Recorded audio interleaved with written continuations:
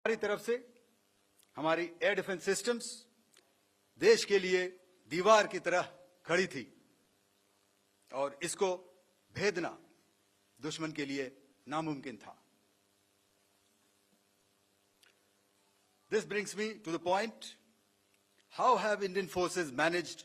to minimize the damage to both civilian and military infra in the country,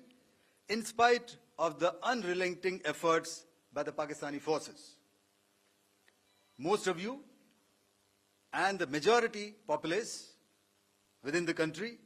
have had a lot to say about the layered and integrated air defense systems put in place by the Indian Armed Forces, which includes the assets of the Indian Army, the Indian Navy, in addition to the primary air defense assets of the Indian Air Force.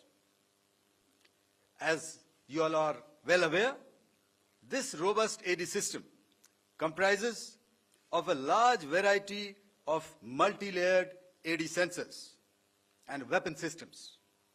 from point defense weapons like the low-level air defense guns, shoulder-fired manpads, and short-range